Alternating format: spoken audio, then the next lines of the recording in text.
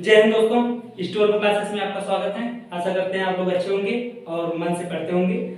और देखिए आप लोग, ये बहुत बढ़िया टाइम चल रहा है, आपका एग्जाम भी आने वाला है, तो मन लगा के पढ़िए। हम तो यही कहेंगे बस एक बार आप मन से पढ़ लीजिए, उसके बाद आपको सिर्फ 1 ही 2 महीने मेहनत करना है जम के, उसके बाद जिंदगी भर ऐसा करना है। ठीक है, आपका सिलेक्शन जब हो जाएगा तो आप ऐसा करेंगे, और अगर अभी आप ऐसा कर लिए तो जिंदगी भर पछताना पड़ेगा दोस्त। इसलिए कह रहे हैं बस एक ही बार आप मेहनत कर लीजिए। तो चलिए, हम लोगों का टॉपिक है रिस्पायरेशन सिस्टम या फिर रिस्पायरेटरी सिस्टम, जिसे हिंदी में श्वसन तंत्र कहते हैं। ठीक है, श्वसन क्या होता है? श्वसन जो वर्ड है सांस से आया है। सांस, जैसे हम सांस लेते हैं और डिस्चार्ज करते हैं, मतलब छोड़ते हैं। जैसे हमने सांस लिया फिर छोड़ा, इसी के बारे में पढ़ेंगे। देखिए, सिस्टम का मतलब होता है तंत्र। तंत्र एक बहुत विशाल होता है, बहुत से चीजों को मिलाया जाता है तब जाके एक तंत्र बनता है। जैसे आप अकेले हो तो आप एक प्रकार से आर्गन की तरह हो अकेले, लेकिन जब आपके पूरे फैमिली वालों को मिला दिया जाएगा तो आपका एक सिस्टम हो जाएगा। जैसे आपके पापा हुए, मम्मी हुए, चाचा हुए और सब भैया हुए, बहन हुए, भाभी हुए, सबको मतलब जब मिलाया जाएगा तो एक प्रकार की सिस्टम बन जाता है। वैसे इसमें भी बहुत सारे आर्गन मिल करके, जैसे कौन कौन से जो हम सांस लेते हैं किस किस रास्ते से जाता है, फिर वो कहाँ कहाँ पे हमें पहुंचाता है, ये सब के बारे में जो है पढ़ते हैं। और ये एक प्रकार का सिस्टम होता है, लेकिन जब एक एक करके पढ़ते चले जाएंगे वो आपके आर्गन होते हैं। देखिए, हम लोगों ने जब सांस लेते हैं, वायुमंडल में जो ऑक्सीजन है, वायुमंडल में देखिए 78% ऑक्सीजन वो नाइट्रोजन है आपका, और 21% ऑक्सीजन है, और 0.03% जो है कार्बन डाइऑक्साइड है। तो हम लोगों ने जब खींचा सांस तो 78% नाइट्रोजन लिया और 21% ऑक्सीजन लिया और 0.03% कार्बन डाइऑक्साइड लिया। लेकिन जब छोड़ा तो उसमें जो है 78% आपका नाइट्रोजन निकलता है, लेकिन ऑक्सीजन कुछ यूज हो जाता है हमारे शरीर में, तो 17% ऑक्सीजन निकलता है, और जो कार्बन डाइऑक्साइड होता है वो 4.6%, 4.6% डिस्चार्ज होता है। कार्बन डाइऑक्साइड ज्यादा निकलता है और नाइट्रोजन कम निकलता है। ठीक, देखिए ये एक एनर्जी रिलीजिंग प्रोसेस है। एनर्जी रिलीजिंग मतलब इससे हमें जो है कोशिकाओं को एनर्जी मिलता है, ऊर्जा मिलता है, ऊर्जा। तो चलिए एक करके पॉइंट देखिए, जो ये वीडियो है आपका बेसिक नॉलेज के ऊपर है। ठीक है, फिर इसके बाद हम पढ़ेंगे ग्लाइकोलिसिस क्या होता है, क्रेब्स चक्र क्या है, एनाएरोबिक रिस्पायरेशन क्या है, एरोबिक रिस्पायरेशन क्या है, जिसे ऑक्सीश्वसन अनॉक्सीश्वसन कहते हैं। तो चलिए बेसिक नॉलेज देख लेते हैं आपका। देखिए, कोई भी चैप्टर में स्टार्ट करता हूँ तो उसका पहला वीडियो बेस पे बनाता हूँ। बेस में क्या होता है, शुरू से लेकर के अंत तक पूरा स्टेप बाय स्टेप बता दिया जाता है 10-15 मिनट में। हाँ, ये चीज होगा, फिर उसके बाद एक एक करके पढ़ते चले जाएंगे। ठीक है, चलिए स्टार्ट करते हैं। आपको ये जो है जानना बहुत जरूरी है, बेसिक चीज। देखिए, रिस्पायरेटरी सिस्टम जिसे श्वसन तंत्र कहते हैं, ये क्या होता है, oxidation of food material is called respiration. अब ऑक्सीडेशन मतलब क्या होता है, ऑक्सीडेशन का मतलब समझते हैं। देखिए, ऑक्सीडेशन का मतलब होता है ऑक्सीकरण। इसमें जो है कुछ प्रोसेस होती हैं, उसमें जो फूड मटेरियल मतलब भोज्य पदार्थ होता है उसका ऑक्सीडेशन होता है। ऑक्सीडेशन मतलब उससे हमें ऑक्सीजन मिलता है। ठीक है, उससे हम एनर्जी ऑक्सीडेशन निकालते हैं, और जो यही जो है आपका रिस्पायरेशन करता है। मतलब भोज्य पदार्थों का ऑक्सीकरण ही रिस्पायरेशन कहलाता है, सीधी तरह समझिए। ठीक, समझ आ रही? अब देखिए, respiration is a energy releasing process. Respiration is a energy releasing process, इसका मतलब होता है कि रिस्पायरेशन जो है एनर्जी रिलीजिंग प्रोसेस है। मतलब ये एनर्जी हमें देता है, या फिर इससे रिलीजिंग मतलब निकलता है, इससे जो है एनर्जी निकलता है। रिस्पायरेशन से हमारे कोशिकाओं को मिलता है, तब जाकर के कोशिकाओं को मिलता है, तो कोशिकाएं अपना वर्क करती हैं और हम लोग का हर चीज बढ़िया से काम करता है। एनर्जी बहुत जरूरी होती है। एनर्जी देखिए एटीपी के रूप में मिलता है। एटीपी का फुल फॉर्म होता है एडिनोसिन ट्राइफॉस्फेट, इसी के रूप में एटीपी मिलता है। ठीक, देखिए इट इज मतलब इनमें क्या क्या होता है। ऑक्सीडेशन प्रोसेस, ये it is oxidation process, it is catabolic process, it is energy is released at ATP के रूप में मिलता है। ऑक्सीडेशन प्रोसेस हमने बताया, ऑक्सीकरण होता है इसमें ठोस पदार्थों का। और कैटाबॉलिक प्रोसेस, कैटाबॉलिक को हिंदी में कहते हैं अपचय। एक होता है उपचय, एक होता है अपचय। उपचय को कहते हैं मेटाबॉलिक और अपचय को कहते हैं कैटाबॉलिक। देखिए कैटाबॉलिक क्या होता है, ये जो हमारे इंटेस्टाइन के अंतर्गत होता है उपापचयी क्रिया मेटाबॉलिक रिएक्शन, उससे जो है हमें एनर्जी मिलता है। ठीक है, समझ आ गया। Oxidation process, catabolic process, energy is released ATP, जो एनर्जी इससे निकलता है रिलीज होता है वो एटीपी के रूप में होता है। ये क्वेश्चन पूछता है।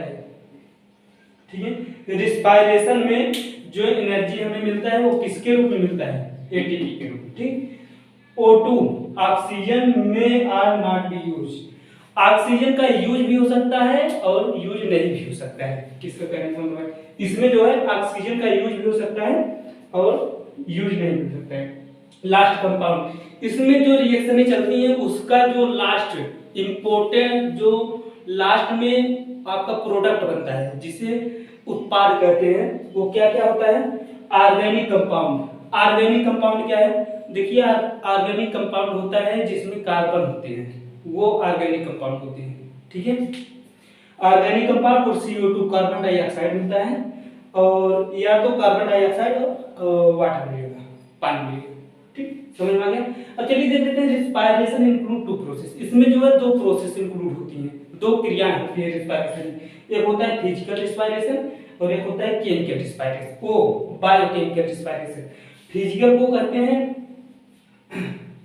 फिजिकल रिस्पायरेशन, जो मतलब शरीर के ऊपर होता है, मतलब ये फिजिकल आपका हो गया। ठीक है, और बायोकेमिकल वो होता है शरीर के अंदर जो प्रोसेस होती है। बायो मतलब जैविक रासायनिक, बायो का मतलब होता है जैविक और केमिकल का मतलब होता है रासायनिक, और इस सब रिस्पायरेशन का मतलब होता है श्वसन, मतलब बायो जैविक श्वसन, जो अंदर बॉडी के अंदर होता है श्वसन, वो होता है। ये इंट्रोडक्शन देख रहे हैं, ये आप अपने ऊपर भी अप्लाई कर सकते हैं और जैसे जानवरों के ऊपर भी अप्लाई कर सकते हैं। ऐसी नहीं है कि आप अपने ऊपर अप्लाई करें, इंट्रोडक्शन में हर चीज देखा जाता है। ठीक है, अब देखिए फिजिकल रिस्पायरेशन क्या होता है, इनहेलेशन ऑफ O2, जो है इनहेलेशन मतलब इनटेक, मतलब लेते हैं, ऑक्सीजन लेते हैं, और acceleration of CO2, carbon dioxide निकालते हैं। ठीक, इज कॉल्ड ब्रीदिंग, ये क्रिया है ऑक्सीजन लेना और कार्बन डाइऑक्साइड निकालना, इसे ब्रीदिंग कहते हैं। ब्रीदिंग का हिंदी होता है उपाश्वास, ऐसे करके होता है, बताइए। ठीक है, ब्रीदिंग। ठीक, अब देखिए बायोकेमिकल क्या होता है, डिग्रेशन ऑफ सेलुलर फ्यूल को रिस्पायरेशन, डिग्रेशन मतलब गिरावट होता है। इसमें जो सेलुलर फ्यूल या फिर रिस्पायरेशन फ्यूल होता है उसका गिरावट होता है। ठीक है, by stepwise O2, O oxygen का स्टेप वाइज जो है, इसमें जो है सेलुलर फ्यूल का गिरावट होता है विद द लिबरेशन मतलब मुक्त होती है, साथ में मुक्त होती है, और liberation of energy and CO2 by product, जो है एनर्जी और CO2 साथ में मुक्त होती है। देखिए इसको साधारण भाषा में समझते हैं। देखिए हम आपको इंग्लिश बताने का इसलिए प्रयास करते हैं, आज का जो कंपटीशन है वो एक प्रकार देखा जाए तो इंग्लिश होता जा रहा है, ज्यादा इंग्लिश टर्म यूज करते जा रहे हैं, इसलिए इंग्लिश बताने का प्रयास करते हैं और साथ में हिंदी बता देते हैं, ऐसा नहीं है। देखिए एनर्जी और CO2 प्रोडक्ट के रूप में हमें प्राप्त होता ही है इसमें बायोकेमिकल में, लेकिन जो सेलुलर फ्यूल होते हैं वो स्टेप वाइज गिरावट होता है। ठीक, समझ में आ गया। चलिए अब हम देख लेंगे जो है ऑर्गन रिस्पायरेशन आर्गन कौन कौन से होते हैं, जो है श्वसन अंग कौन कौन से होते हैं। तो चलिए हाँ, तो चलिए देख लेते हैं रिस्पायरेशन अंग जिसे श्वसन, रिस्पायरेशन आर्गन जिसे श्वसन अंग कहते हैं। ठीक है, ये इसका काम क्या होता है, देखिए ये जो रिस्पायरेशन अंग होता है ये थिन पतला होता है, लार्ज बड़ा होता है, ठीक है, और एंड मॉइस्ट, मॉइस्ट मतलब होता है नमी, नमी युक्त होता है, पतला होता है, लार्ज होता है, नमी युक्त होता है। क्वेश्चन पूछता है कि रिस्पायरेशन आर्गन मोटा होता है कि पतला होता है, आपका जो है पतला होता है, थिन। ठीक है, ये थिन को हाईलाइट कर लो, थिन वाला क्वेश्चन ज्यादा पूछता है। और भाई नमी युक्त होगा, ये जो है चिकनाहट यहाँ पे रहता है तो नमी युक्त ही होता है। ठीक, मोर परमिएबल फॉर गैसेस, परमिएबल मतलब क्या होता है, परमिएबल मतलब होता है आदान प्रदान। जैसे होता है ना, जैसे आप पन्नी ले लीजिए, देखेंगे आप इस साइड से भी दिखेगा, इस साइड से भी दिखेगा, ठीक, यही परमिएबल होता है। लेकिन ये इस परमिएबल का मतलब होता है कि इस पार से इस पार आ जाए, इस पार से उस पार चला जाए, इसका मतलब ये होता है। ठीक है, इस पार से उस पार चला जाए, उस पार से इस पार चला है, इसका मतलब ये होता है। ये मोर परमिएबल, सबसे ज्यादा परमिएबल होता है किसके लिए, फॉर गैसेस, जो गैस लेते हैं हम, ये जो है हमने गैस लिया वायुमंडल से, ऑक्सीजन लिया, ये गैस ही तो है, ये गैस को आदान प्रदान करने के लिए मोर परमिएबल होता है, मोर परमिएबल फॉर गैसेस। ठीक, मोर सरफेस एरिया, इसका जो सरफेस एरिया होता है, जो एरिया होता है वो अधिक होता है। ठीक, सरफेस एरिया, ये सब भाई सब एक प्रकार के क्वेश्चन ही है।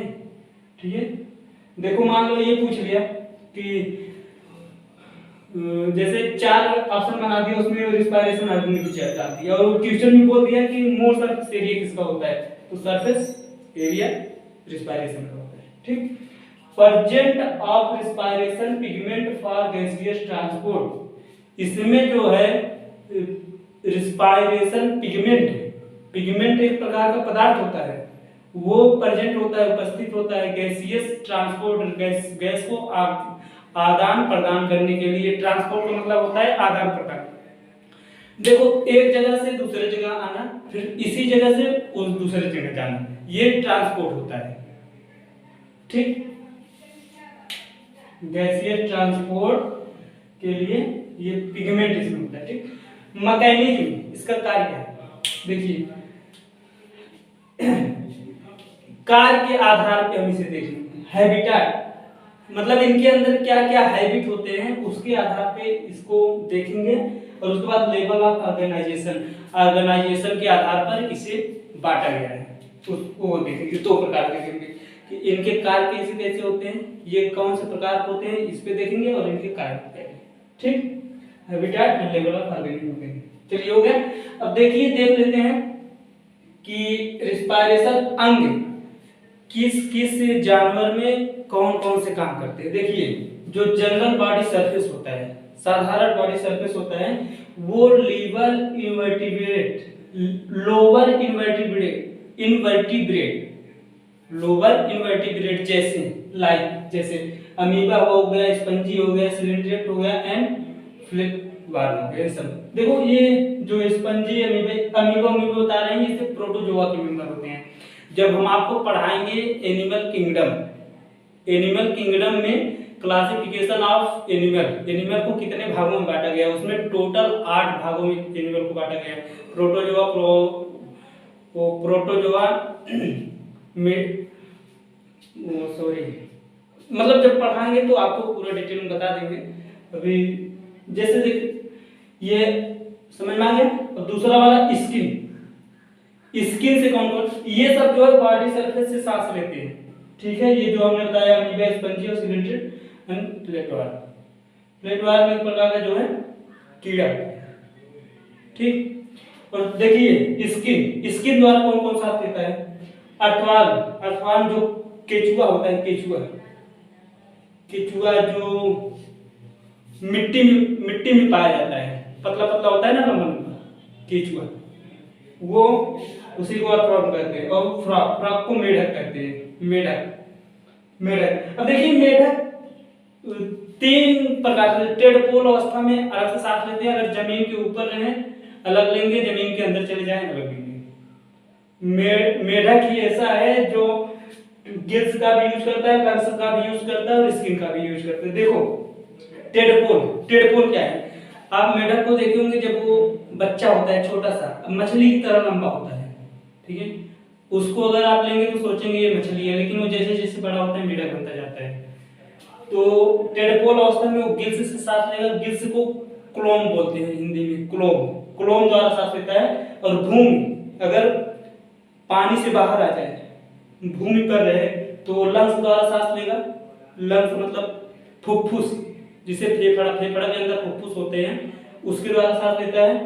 और भूमि के अंदर देखिए सुषुप्त अवस्था में, इनफ्लोरेबल कंडीशन में वो जो है जमीन के अंदर चला जाता है मेढक, उस कंडीशन में वो स्किन द्वारा सांस लेता है। स्किन मतलब ऊपरी जो बॉडी की ऊपरी सतह होती है वो स्किन होती है, ठीक, उसके द्वारा।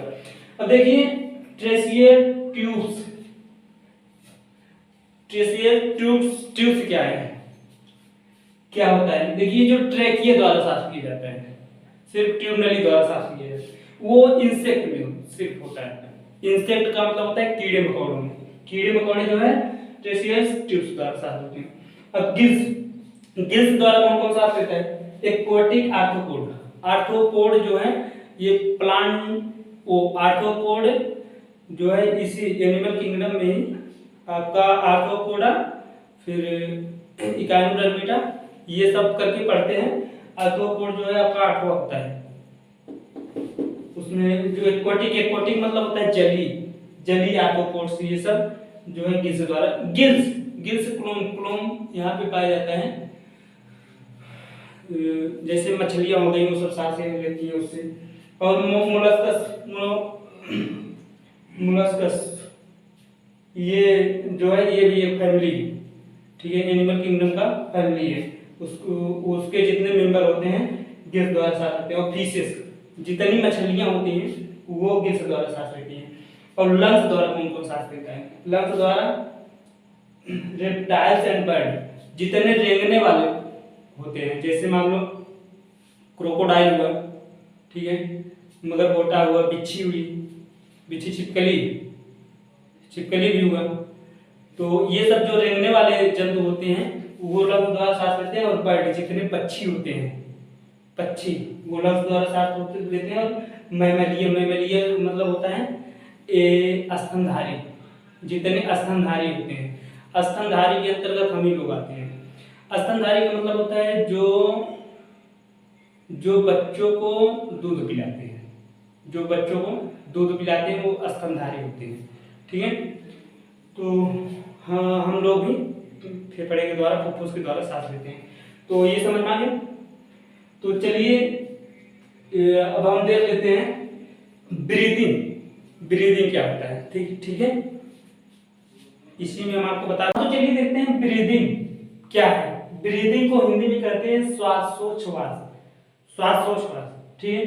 ब्रीदिंग आपका 2 प्रकार का होता है, जैसे सांस लिया, इनटेक मतलब इंस्पायरेशन, आउटटेक मतलब एक्सपायरेशन, बाहर लिया, ठीक।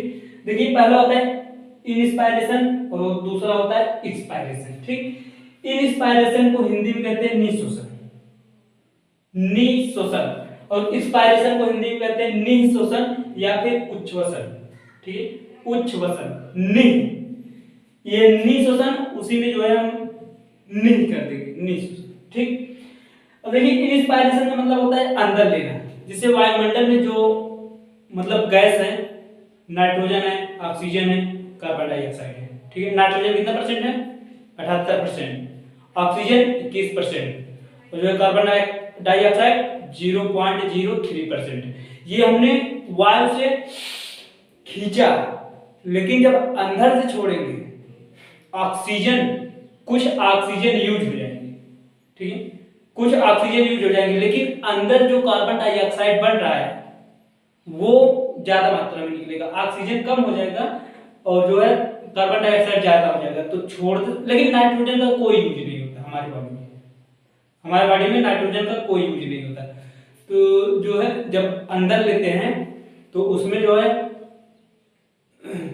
नाइट्रोजन होता है 78%, ऑक्सीजन होता है 21% और कार्बन डाइऑक्साइड होता है 0.03%। लेकिन जब बाहर छोड़ते हैं तो उसमें नाइट्रोजन 78% होता है बट ऑक्सीजन 17% होता है, ठीक है, और कार्बन डाइऑक्साइड 4.6% या फिर नॉर्मली हम 4% कहेंगे, 4%। ठीक, देखिए इंस्पायरेशन ये अंदर लेना, खींचा हमने, एक बार खींचने में जो 5 से मिल जाता है, नॉर्मल खींचने में जैसे सांस लेते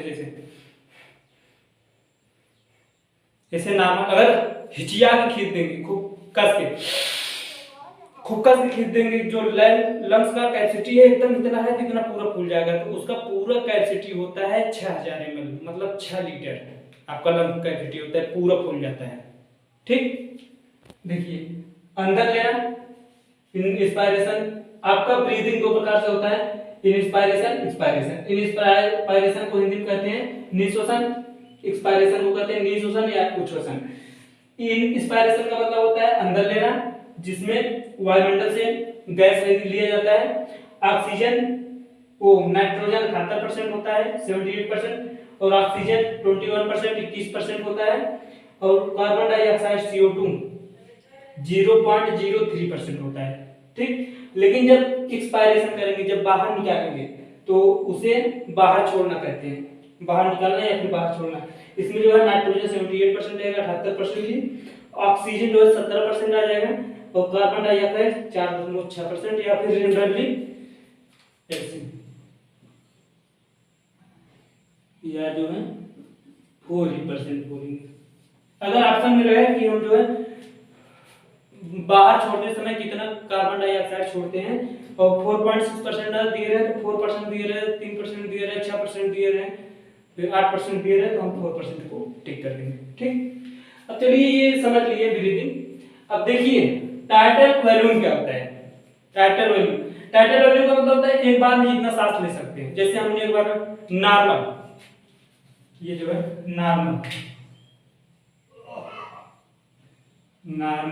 या फिर सामान्य अवस्था में हम जैसे नॉर्मली सांस लेते हैं, ऐसे ना नॉर्मल लेते हैं तो नॉर्मल एक बार में कितना लेते हैं 500 ml। ये क्वेश्चन पूछता है कि नॉर्मल एक बार में कितना सांस लेते हैं, टाइटल वॉल्यूम कितना होता है 500 ml। ठीक, अब टोटल लंग कैपेसिटी का मतलब होता है हम एकदम खूब खींच करके जितना ताकत हो उतना सांस लेंगे। जैसे देखिए आपका सीना, ये जो आपका लंग्स होता है ऊपर आ जाता है, सीना ऊपर आ जाता है, पूरा वॉल्यूम भर जाता है, तो पूरा कैपेसिटी कितना पता है 6000 ml, जिसे 6 लीटर भी कहते हैं। ठीक है, आधा लीटर सामान्य अवस्था में और पूरा एकदम खिंचिया करके 6000 ml। ठीक, देखिए ऑक्सीजन सिलेंडर क्या होता है। ऑक्सीजन सिलेंडर का मतलब होता है जैसे आप सुने होंगे कि पहाड़ जा रहे हैं ऑक्सीजन सिलेंडर लेकर के जा रहे हैं। अभी देखो कोरोना का केस हुआ, कोरोना के केस में ऑक्सीजन सिलेंडर की बहुत ज्यादा जरूरत पड़ रही है। उसमें क्या होता है, उसमें जो ये फेफड़ा होता है, जो अंदर लंग्स होता है, उसमें जो एल्वुलाई होते हैं उसके ऊपर कोरोना जाकर के अटैक कर देता है, अपना जाल बिछा देता है। उससे जो है पूरा एकदम जैसे मकड़ी का जाला देखे हैं वैसे पूरा ऐसे जो है गूंथ लेता है और ऑक्सीजन आदान प्रदान नहीं हो पाता है। तो इससे जो है जो पेशेंट रहेगा कोरोना का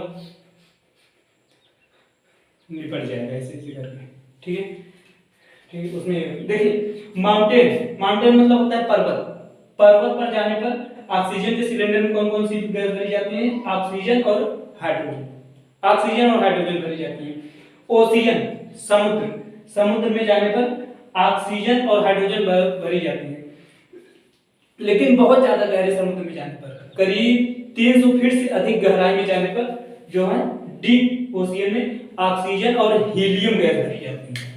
ये क्वेश्चन बढ़िया बनता है कि समुद्र में जाने पर जो है समुद्र के डीप 300 फीट के अंदर जाने पर कौन सी गैस भरी रहती है। अगर आपने ये याद किया हाइड्रोजन जा रहे हैं तो ये गलत हो जाएगा, हीलियम हीलियम गैस भरी जाती है, ठीक है, 300 फीट के और अंदर गहराई में जाने पर। और देखिए आईसीयू, आईसीयू क्या होता है, वेंटिलेटर। देखिए आईसीयू बहुत क्रिटिकल कंडीशन में भेजा जाता है, वहां पर जो है आपको नर्स और डॉक्टर हमेशा प्रोवाइड किए जाते हैं, मतलब हमेशा मिलेंगे। जो आपका वार्ड होता है उसमें हमेशा नहीं मिलते हैं, लेकिन आईसीयू में हमेशा मिलते हैं। उसमें देखो जो पेशेंट का ज़्यादा क्रिटिकल कंडीशन आ गई, अगर उसको सांस लेने में दिक्कत हो रही है तो वैसे साधारण मास्क जो है वो जिसमें ऑक्सीजन भरा रहता है साधारण लगा देते हैं, लेते हैं। लेकिन बहुत ज़्यादा क्रिटिकल कंडीशन आ गई है, जैसे मरने वाला हो गया, तो उसे वेंटिलेटर में भेजा जाता है। वेंटिलेटर में ये होता है कि एक पाइप के रास्ते नाक से जो है नली घुसाया जाता है लंग्स तक, फिर बाहर से पंप द्वारा तो ऑक्सीजन भेजा जाता है, ठीक, उसमें ये होता है। तो वेंटिलेटर मतलब समझ गया। तो उसमें जो पंप द्वारा भेजा जाता है उसमें जो भरी जाती है गैस ऑक्सीजन और हाइड्रोजन भरी जाती है, ठीक। तो आप इसका स्क्रीनशॉट ले लीजिए, समझ में आ गया। तो आपका ये बेसिक खत्म हो गया है। अब अगला वीडियो में हम लोग देखेंगे जो है एनएरोबिक रिस्पायरेशन, जिसे अनाक्सिक श्वसन कहते हैं, या फिर एरोबिक रिस्पायरेशन, ऑक्सीजन श्वसन कहते हैं। तो आपको आशा करते हैं ये वीडियो आपको समझ में आ गया होगा। और अगर कुछ भी डाउट हो मन में, अरे यार देखो मन से पढ़ो, कुछ न कुछ डाउट तो निकलेगा ही।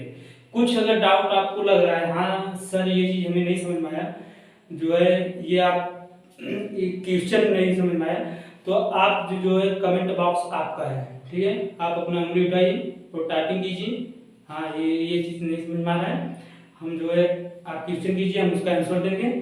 और ये वीडियो कैसा लगा कमेंट करके हमें जरूर बताइएगा।